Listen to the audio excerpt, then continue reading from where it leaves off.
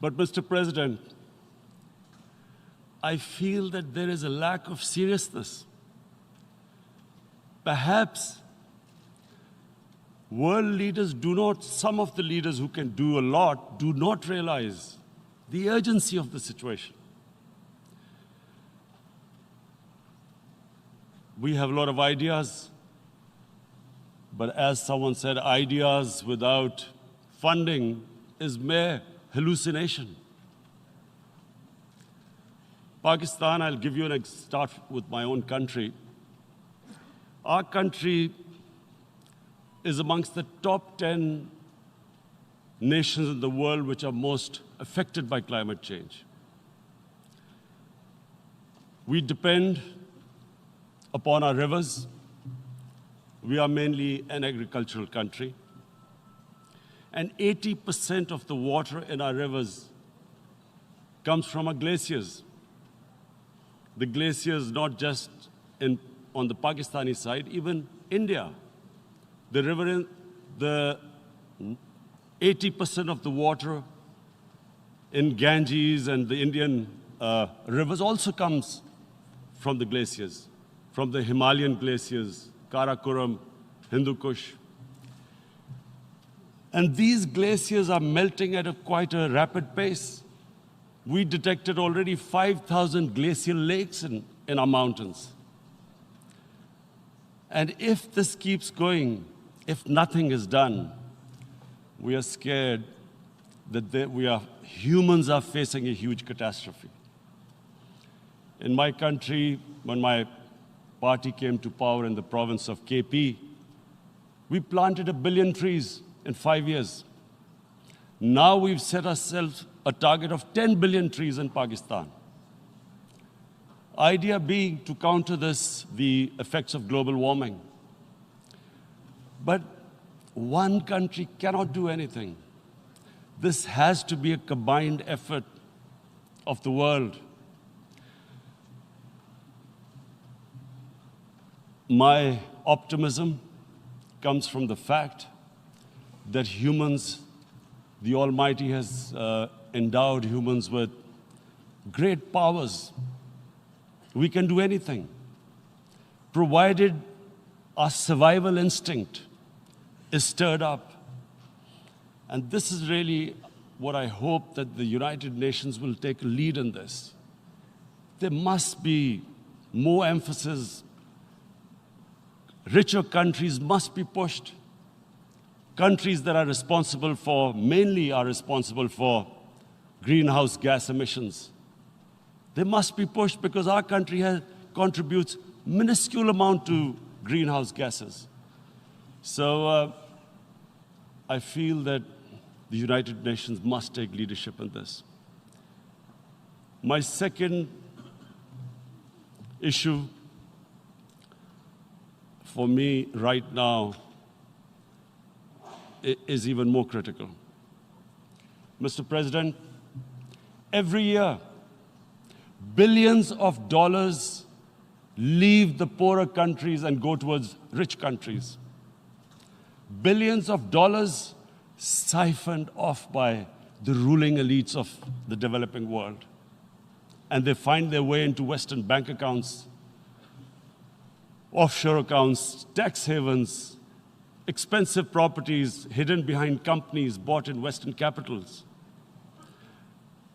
Mr. President, this is devastating the developing world. This is causing more poverty, deaths. It's impoverishing the developing world. The difference between rich and poor countries is growing because of this.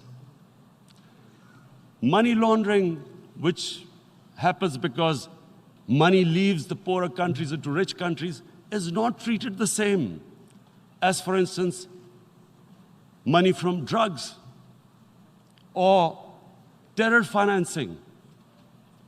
The seriousness which terror financing and money from drugs, the way it is treated, it's not the same. The way the poor countries are being plundered by their elites. It's not happening. In my country, when I took charge of our government a year back, In the 10 years preceding that, our total debt went up 4 times. The debt we had accumulated in 60 years, just in 10 years, it went up 4 times. As a result, the total revenue we collected in 1 year, half of it went into debt servicing. How are we going to spend money on our human beings, 220 million people, when half the money is going into debt servicing? Because our country was plundered by the elites, the ruling elite. And easily they could get the money out. And when, Mr. President, we located properties in Western capitals bought by this money through corruption and money laundering, located the properties of these corrupt leaders, we find it so difficult to retrieve it. That money, if we retrieved that money, we could spend on our human beings. But they are such, it's so difficult. The laws protecting these criminals. We do not have the sort of money to have expensive lawyers and spend millions and millions of dollars. We need help from the rich countries. And Mr. President, it's critical. The rich countries must show political will. They cannot allow this to happen. How can the poor countries spend money on human development, which the United Nations asks, SDG? How are we going to do it when this money can easily leave our countries? So, unless the rich countries intend to build walls to stop economic refugees coming as we see right now, they must take action. They must take action now.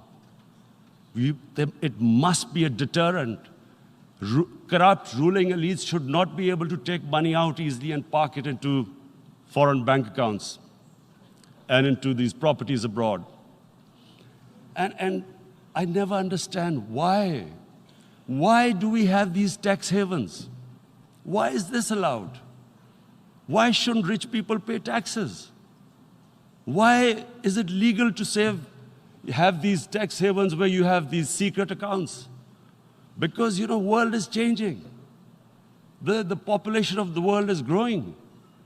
Sooner or later, you're going to have a crisis. If the poor get poorer and the rich get richer, there is going to be a crisis sooner or later. So this is my second point. I hope that the United Nations takes a lead in this. It involves the IMF, the World Bank, Asian Development Bank. They must find a way of stopping this plunder of the developing world. My third point is Islamophobia. There are 1.3 billion Muslims in this world. There are millions of Muslims living in other countries, European countries, in the US, as minorities.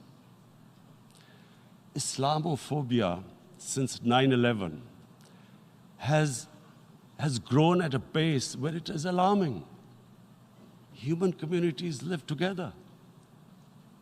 There should be understanding amongst them. But Islamophobia is creating a division. Muslim women wearing hijab, it's become an issue. It's become an issue in some countries. Hijab is some sort of a weapon. A woman can take off her clothes in countries, but she can't put on more clothes. How is this happening? Because of Islamophobia. And how did this Islamophobia start? After 9/11. And why did it start? Because certain Western leaders equated terrorism with Islam. Islamic terrorism. Radical Islam. What is radical Islam? There is only one Islam, and that is the Islam we follow of Prophet Muhammad sallallahu alaihi wasallam. There is no other Islam. radical Islam, Islamic terrorism, what message did they send to people in the West? And why is there Islamophobia? How is a person in New York, in the Midwest, in the US, in European capital, how is he going to distinguish between who is a moderate Muslim and who's a radical Muslim? Because terrorism has nothing to do with any religion. This Islamic terrorism, Islamic radicalism, and sadly used by leaders, this has been the main reason for this Islamophobia. And it has caused pain amongst Muslims. We in Muslim countries watch this Islamophobia traveling abroad, and it's getting worse. And may I just say, Mr. President, that in European countries, it is marginalizing Muslim communities. And we all know that marginalization leads to radicalization. Some of the people who ended up as militants in Syria and other places were from marginalized Muslim communities. And my point here is that we must address this issue. I'm sad to say that we Muslim leaders have not addressed this issue either. After 9/11, when this thing came about war against radical Islam, rather than Muslim leaders trying to explain to the West that there is no such thing as radical Islam, in all human communities, they are radicals. They're liberals and rest are moderate. All human communities, Christians, Jews, everyone has it. But Islam is not radical, neither Judaism, neither Christianity, neither Hinduism. No religion preaches radicalism. The basis of all religion is compassion and justice, which differentiates us from the animal kingdom. But unfortunately, the Muslim leadership was so scared of being called radical Islam that all of them became moderates. In Pakistan, we were in the eye of the storm, and our government coined a phrase called enlightened moderation. No one knows what it meant, but everyone started putting on Western suits that they were moderates, started speaking. Even those who didn't know English would speak English because they were moderates. No one had a clue what it was, because we, in the Muslim world, did not explain to the West that there is no such thing as radical Islam. One of the reasons why, after 9/11, Islam was supposed to be equated with terrorism was suicide attacks. Because the 9/11 bombers did a suicide attack, all sorts of theories came up that the Muslims are involved in suicide attacks because they will get virgin in heavens. Some came up with, what about women, suicide attackers? So this bizarre thing happened. No one explained. Suicide attacks and Islam were equated. No one did research that before 9/11, the majority of suicide attacks in the world were by Tamil tigers, who were Hindus. No one blamed Hinduism, and quite rightly. What has Hinduism got to do with what desperate people were doing in Sri Lanka? We all know we've seen films about Japanese kamikaze pilots at the end of the Second World War doing suicide attacks. No one blamed the religion. But here we were trying to prove we were moderates and not explaining to the West. But the most important thing I wanted to say here today, in explaining this Islamophobia, Mr. President, and I feel it's very important because I've spent, because of I played professional sport in England, I spent a lot of time there. So I know how the Western mind works and how West views religion. So where the misunderstanding about Islam came. And one of the reasons it caused Islamophobia. That was, in 1989, this book was published, maligning, insulting, ridiculing our Prophet Muhammad sallallahu alaihi wasallam. And there was a reaction in the Muslim world. The West couldn't understand what was the problem. Because in the West, because I have spent so much time in the West, religion is perceived completely differently. They don't look upon religion like we do. And so, Islam was supposed to be an intolerant religion. It was against freedom of expression. And Islam took a real beating 30 years ago. I still remember it became a watershed. And every 2 or 3 years, someone would malign our Prophet, peace be upon him. There would be a reaction by the Muslims. And again, it was Islam, an intolerant religion. Again, this time, I blame a certain section of the people in the West who deliberately provoked this, knowing the impact it would have. But the majority of the people in the West didn't understand. This is where, again, Muslim leadership let the Muslims down. We should have explained to them what our Prophet, peace be upon him, means to us. So in 1 minute, I'll try and explain what he means to us. Our Prophet was the witness to the divine book, the Holy Quran. The Holy Quran is the book of guidance for Muslims, and the Prophet's life was living the Quran. He was an example of what the Quran guided us to be. So he is the ideal we all try to get to. The Prophet created the state of Medina, the first state in Islam.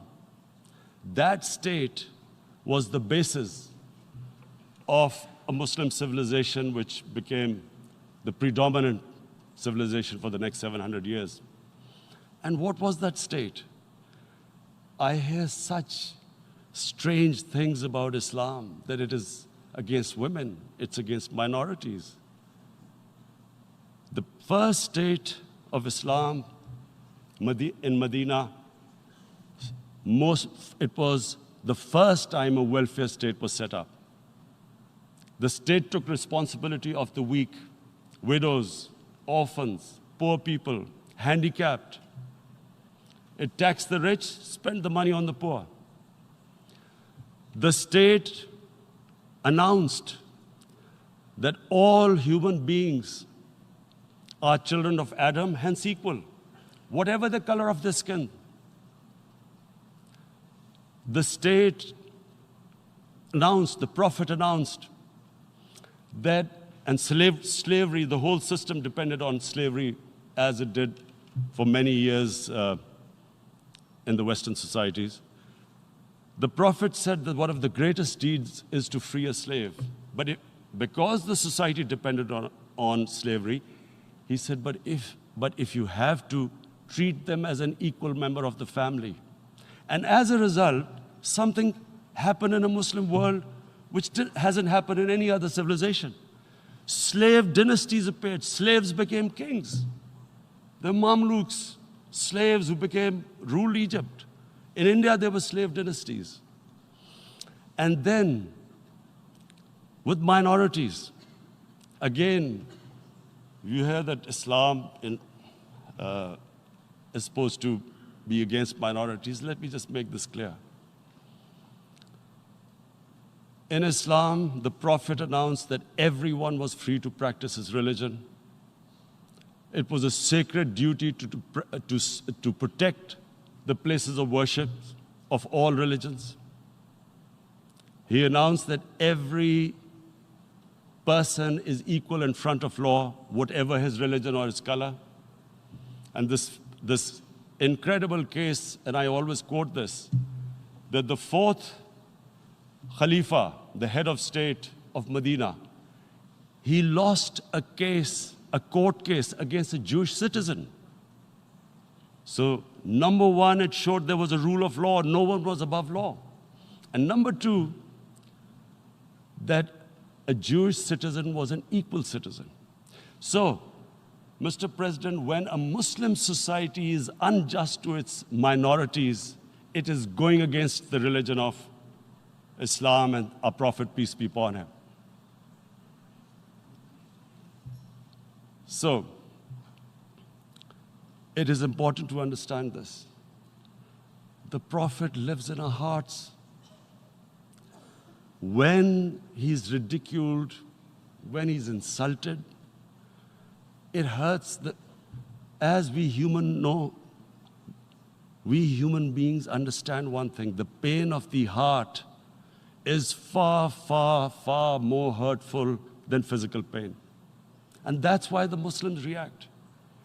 And I always thought that if I ever had the stage, I would try and explain this to the world community, especially to the Western community, because having lived in the Western community, people didn't understand this. When I first went as a teenager to England, there was a comedy film on Jesus Christ. It's unthinkable in Muslim societies. So we need to explain that, look, in a human community, we must be sensitive to what causes pain to other human beings. We have, in the Western society, and quite rightly, the Holocaust is treated with sensitivity because it gives the Jewish community pain. That's all we ask. That do not use freedom of speech to cause us pain by insulting our holy prophet. That's all we want. And now, the number 4th point, Mr. President, and this is the most critical point, is the reason why I especially came here. It is about what is happening in Kashmir. Before I go on this, I want to make one thing clear, that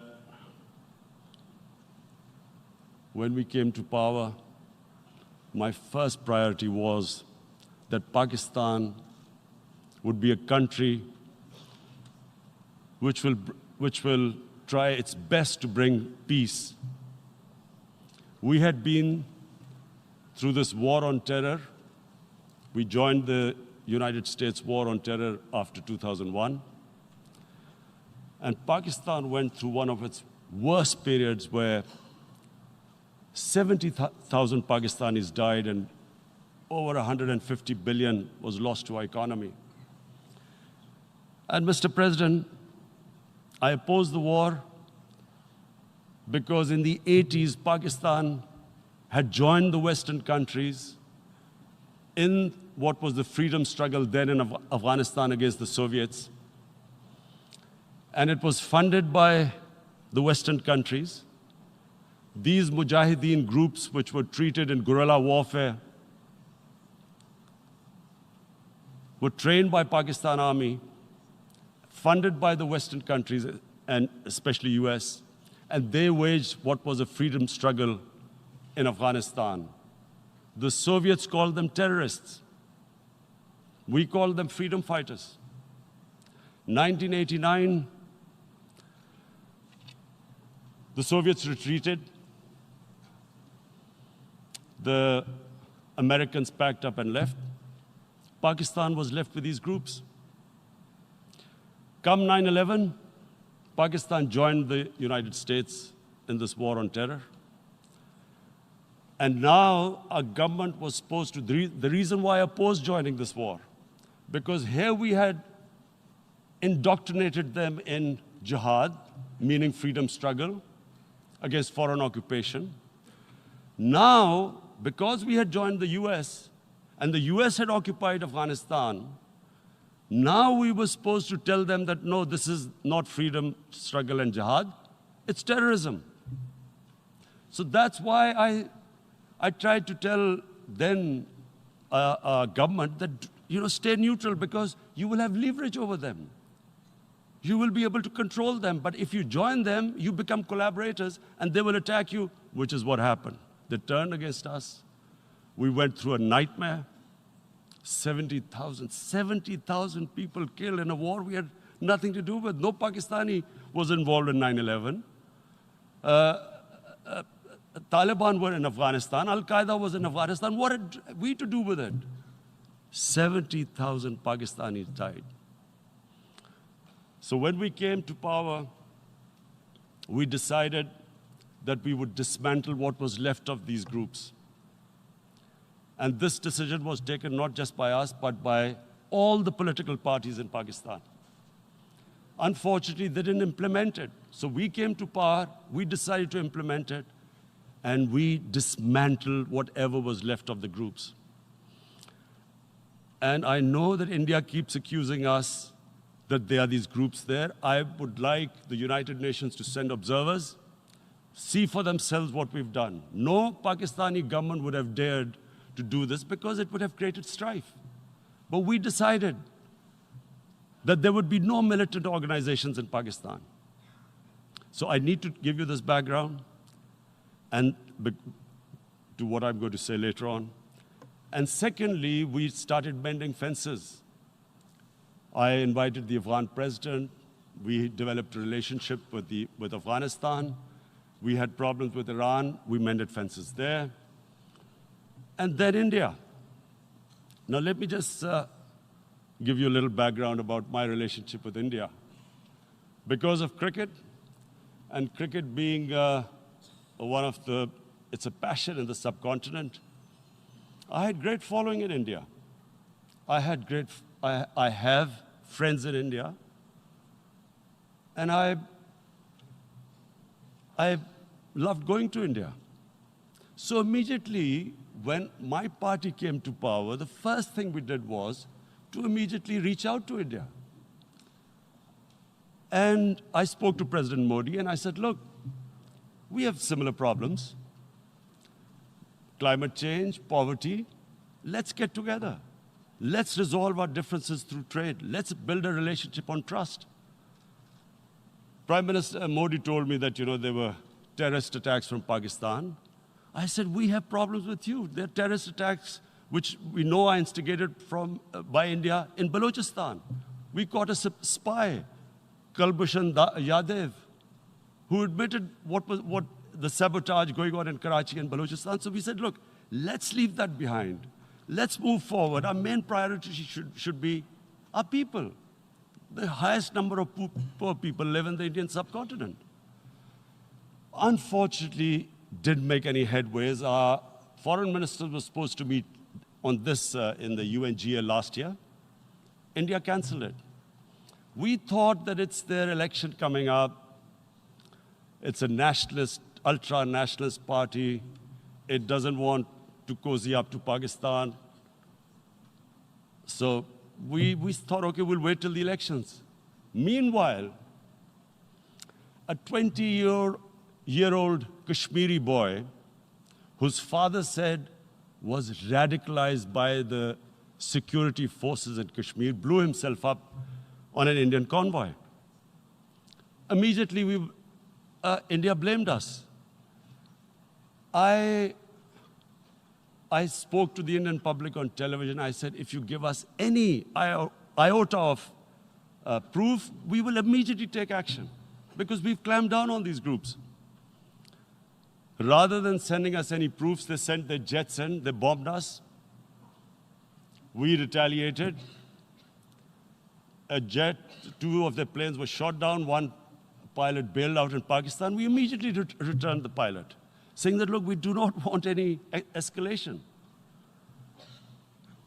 Rather than taking that as a peace gesture, the entire campaign, almost the entire campaign of Mr. Modi in the election was how he had taught Pakistan a lesson that jets had killed 350 terrorists.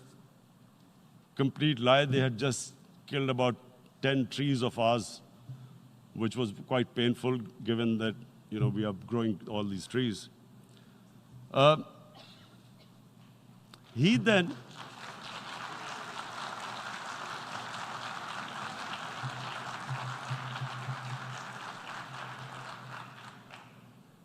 the election campaign, Mr. Modi used words like, this is just a trailer, the movie is about to start.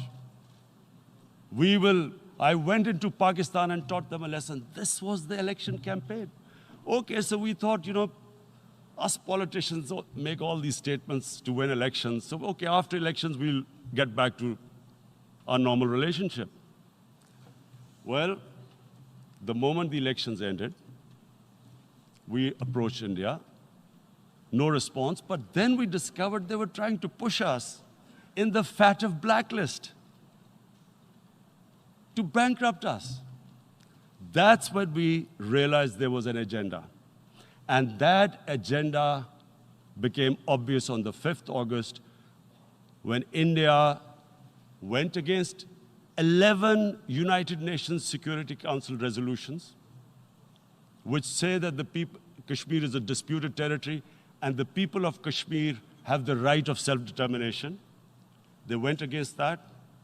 They went against Simla Accord, which is about bilateral, sorting out our differences through bilateral means, went against that.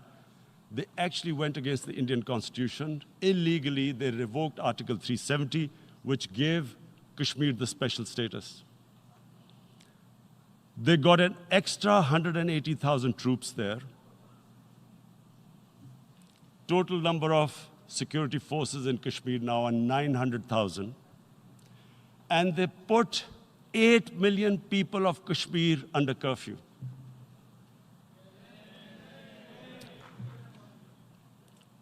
Mr. President,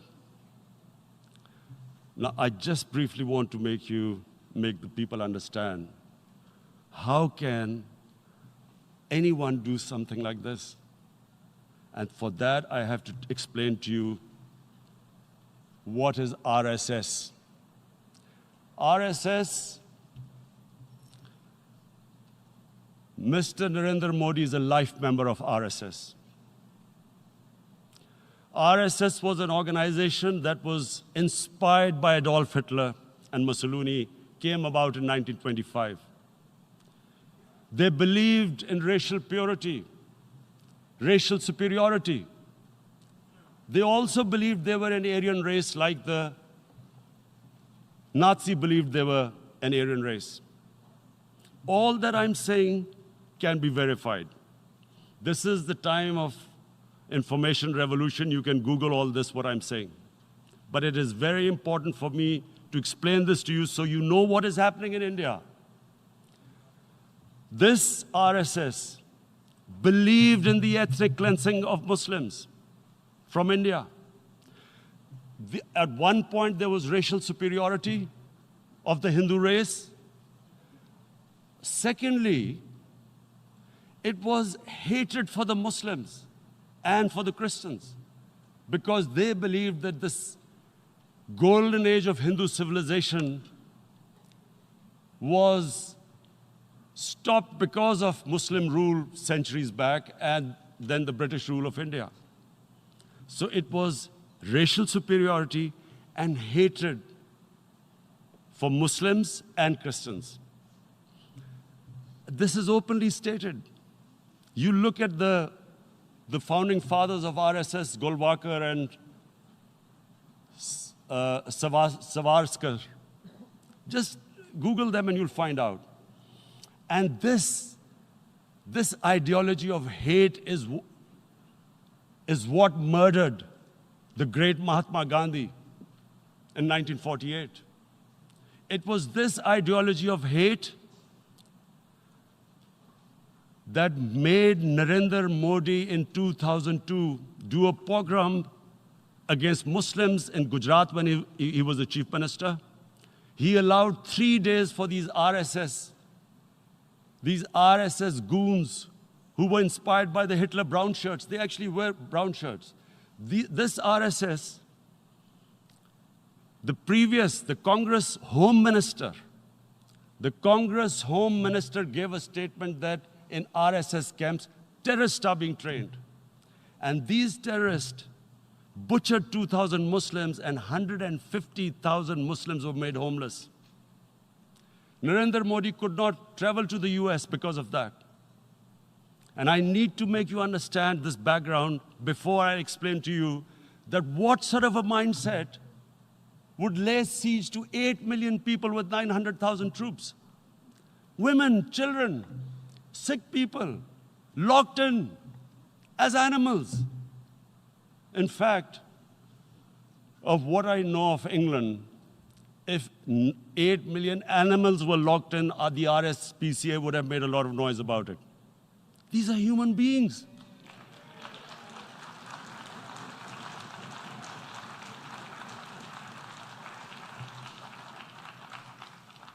And Mr. President, what comes with racial superiority, these illusions of Aryan superior race, is arrogance. The two go together. And it's arrogance that makes people make mistakes and do stupid things. Cruel things like what Narendra Modi has done. It's sheer arrogance. And it's arrogance that has blinded him from the fact that what is going to happen when the curfew is lifted? Has he thought about it? This hasn't been thought through. What is he going to do when he lifts the curfew?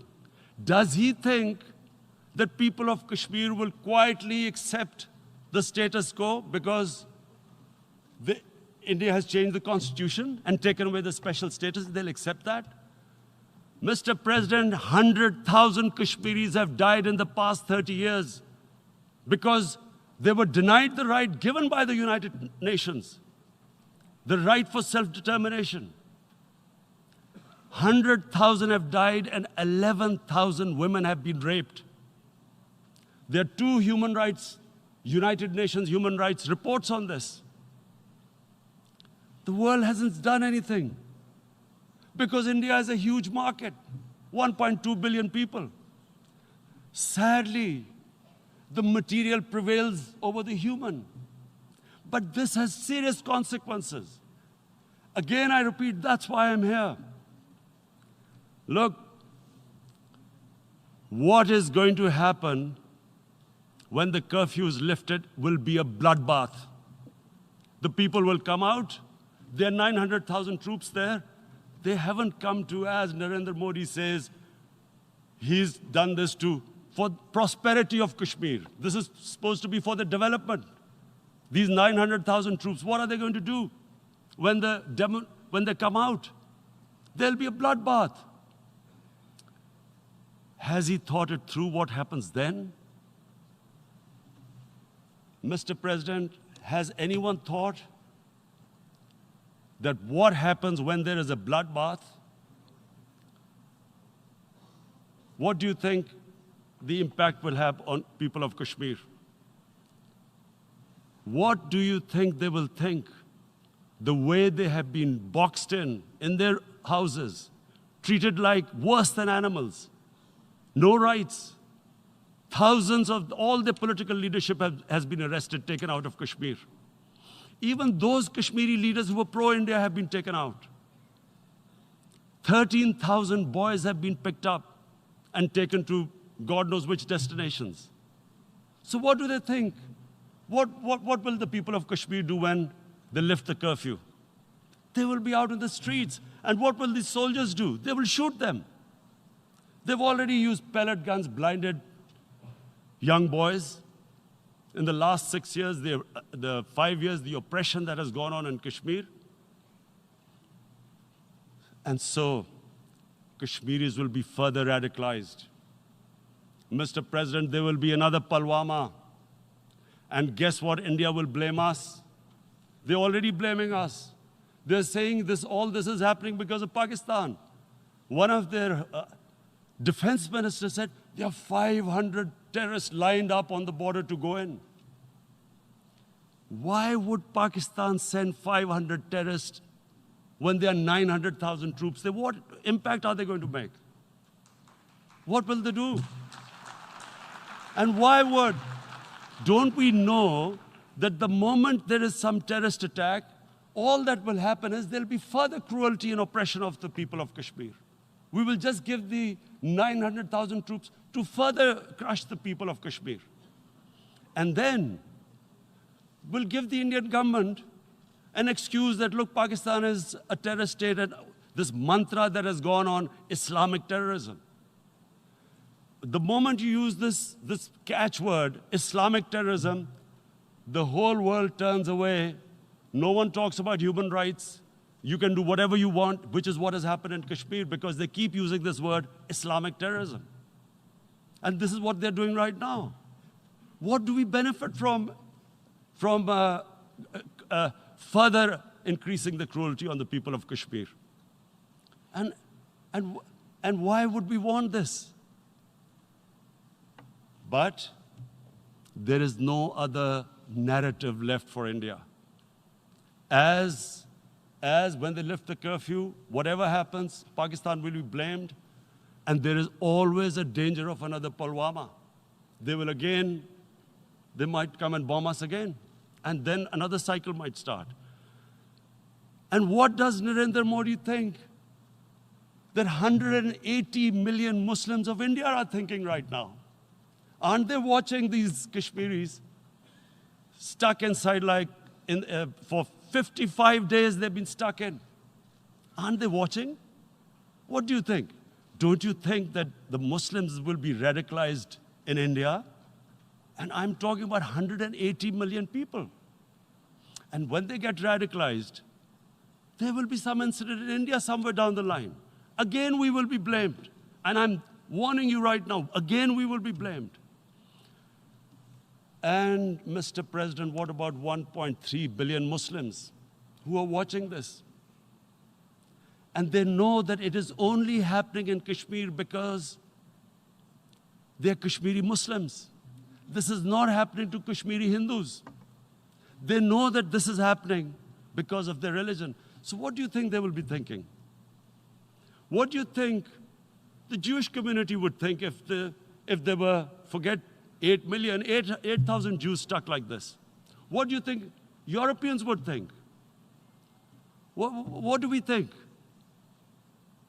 I mean, any human community, if their members are stuck like that, what do you think they will think? Are we a children of a lesser God? Is it not going to cause us pain? And then I'll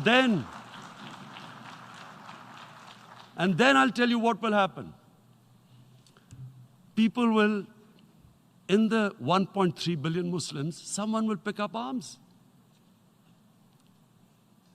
I know we've been brought up with films, Western films. This good, decent guy doesn't get justice. He decides to pick up a gun and start seeking justice. There was a film made in New York, famous film called Death Wish. This guy gets mugged by and his family, his wife gets killed or something. He can't get justice. He picks up a gun and he goes around shooting muggers. And the whole cinema cheers him on. So what do you think the Muslims are thinking right now? If there is a bloodbath, there will be Muslims becoming radicals, not because of Islam, but because of what they will see, that there's no justice when it comes to Muslims. There were Rohingya Muslims, Myanmar, who are, God knows, almost 1 million people out, ethnic cleansing. What was the response of the world community?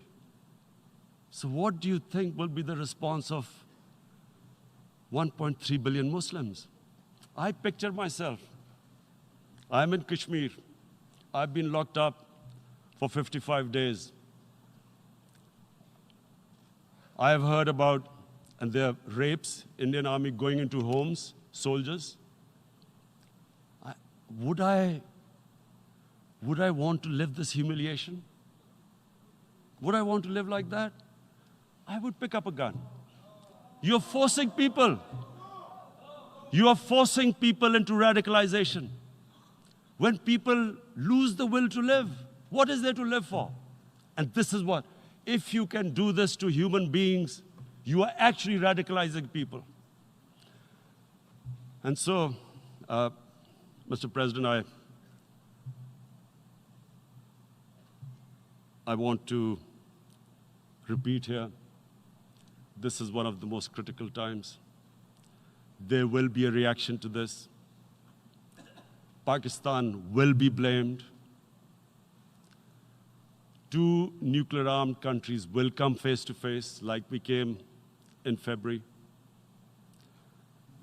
And before we head in that direction, the United Nations has a responsibility. This is why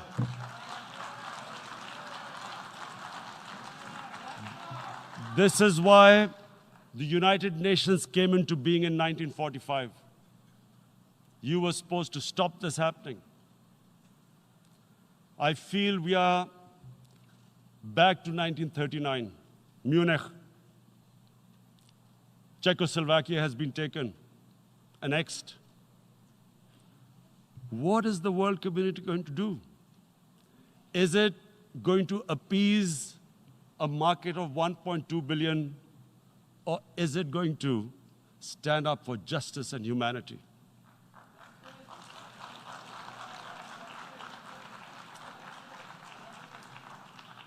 If this goes wrong, you hope for the best, but be prepared for the worst.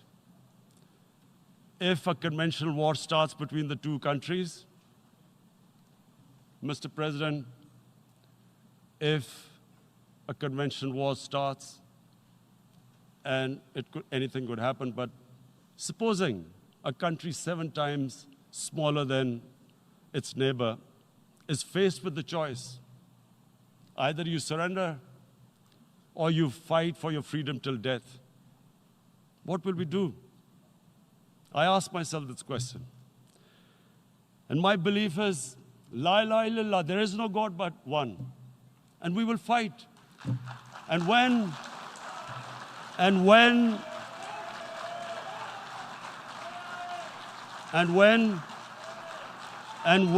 a nuclear-armed country fights to the end, it will have consequences far beyond the borders. It will have consequences for the world, which is why I repeat I'm here. Because I'm warning you, it's not a threat. It's a fair worry that where are we headed? And I've come here to tell the UN, you've got to, this is a test for the United Nations. You are the one who guaranteed the people of Kashmir the right of self-determination. They are suffering because of that. And this is the time. This is the time not to appease like in 1939 appeasement took place. This is the time. And number one action must be that India must lift this inhuman curfew, which has lasted for 55 days. It must free all political prisoners, and especially those 13,000 boys that have been picked up. Parents don't know where they've disappeared. And then the world community must give the people of Kashmir their right of self-determination. Thank you.